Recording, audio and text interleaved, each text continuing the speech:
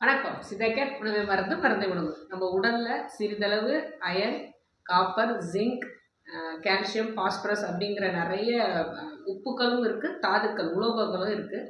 இது எல்லாமே உடம்புக்கு ரொம்ப ரொம்ப தேவை. இப்போ உதாரணத்துக்கு நம்ம பிளட், அதாவது ரத்தத்தை எடுத்துக்கிட்டோம் அப்படின்னா அதில் நிறைய அயன் சக்தி இருக்குது, அதில் கொஞ்சமாக காப்பர் செம்பும் இருக்குது. அதேமாதிரி மூளைக்கு நிறைய ஜிங்க் தேவைப்படும், மூளை திறன்பட செயல்படுறதுக்கு. அந்த மாதிரி சின்ன சின்ன உலோகங்களும் நம்ம உடலுக்கு தேவைப்படுது. நம்ம சாப்பிட்ற காய்கறிகள், பழங்களில் இந்த உலோகங்கள் நமக்கு நிறையவே கிடைக்குது. இந்த உலோகங்கள் நம்ம உடம்புல குறைய குறைய குறைய நிறைய பிரச்சனைகள் வர ஆரம்பிக்கும்.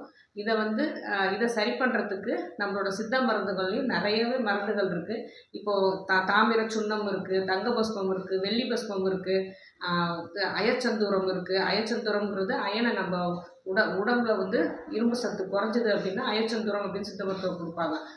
எல்லாமே சித்த மருத்துவரோட ஆலோசனைப்படி அவங்கக்கிட்டேருந்து தான் இந்த மெட்டல்ஸ், அதாவது உலோகங்கள் உடம்புல குறைஞ்சிது அப்படின்னா அவங்களோட சத்துக்கள் அதிகமாகணும் அப்படிங்கிறதுக்காக சித்த மருத்துவர்கள் நமக்கு ப்ரிஸ்கிரைப் பண்ணுவாங்க, அவங்களே கொடுப்பாங்க.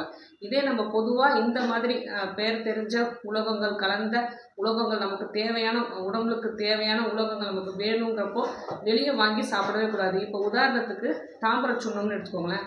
தாம்பர சுண்ணத்தில் ஜிங்க், அதாவது செம்பு சேர்க்குறாங்க. செம்பில் கொஞ்சம் களிம்பு இருக்கும். அந்த களிம்பு உடம்புல சேரும் போது நமக்கு நிறைய பக்க விளைவுகள் ஏற்படும். அந்த களிம்புங்கிற நஞ்சை நீக்கிட்டு மட்டும்தான் இந்த தாமரை சுண்ணத்தை சித்த மருத்துவர்கள் செய்வாங்க. ஸோ அதனால தான் ஒவ்வொரு மருந்து சித்தா மெடிசன்ஸும் ஏதாவது ஒரு மருந்து கடையில் டைரெக்டாக வாங்கி சாப்பிடாம சித்த மருத்துவரோட ஆலோசனைப்படி அவங்க தயாரித்து கொடுக்கறத அவங்க சொல்கிற அளவில் நமக்கு எவ்வளோ தேவையோ அதை மட்டுமே செஞ்சுக்கிட்டே வந்தால் ரொம்ப நல்லாயிருக்கும். இன்னொரு மருந்து பேர் வங்க பஸ்பம். இதில் ஈயத்தை சேர்ப்பாங்க. இதுலேயும் கொஞ்சம் சிறிதளவு நஞ்சு இருக்கும். இந்த நஞ்சை அவங்க முறைப்படி அதை எடுத்துட்டு பிறகு தான் அந்த பஸ்பம் செய்வாங்க. பஸ்பங்கிறது சூர்ணத்தோட இன்னும் ஃபைன் பார்ட்டிகல்ஸு. இதெல்லாம் ரொம்ப சின்ன அளவில் மட்டும்தான் சித்த மருத்துவர்கள் அதை செய்வாங்களே. அதை செய்து நமக்கு அந்த அளவு தான் கொடுப்பாங்க.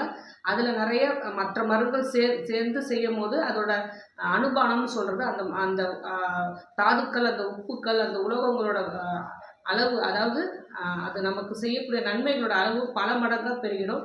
அதனால் முறையாக படித்த சித்த மருத்துவர்கள் எந்த அளவு உலோகங்கள் நம்ம உடம்புல குறைஞ்சலாக இருக்குது, எந்த அளவு உலோகங்கள் நமக்கு உடம்புக்கு தேவை அப்படின்னு தெரிஞ்சு இந்த மாதிரி செந்தூரங்கள், பஸ்பங்கள் எல்லாமே முறைப்படி செய்து அதில் உள்ள நஞ்செல்லாம் நீக்கிட்டு நமக்கு அழகாக கொடுத்துருவாங்க. இப்போ இதே நவீன மருத்துவத்தில் இதுலேயும் நிறைய சிறப்பு, அயன் டானிக்கு அப்படின்லாம் சிறப்புகள்லாம் குடிக்கிறோம் இல்லையா, அந்த கெமிக்கல்ஸ் கலந்த அந்த சிறப்பு, அந்த மருந்துகள் சாப்பிட்றத விட சித்த மருந்துகள் ஹெர்பல்ஸ் மூலியமாகவும் அதில் இந்த எக்ஸ்ட்ரா ஹெர்பல்ஸ் இருக்கிற எக்ஸ்ட்ராக்ட்ஸ் மூலியமாகவும் இந்த உலோகங்கள் நமக்கு கிடைக்கும்.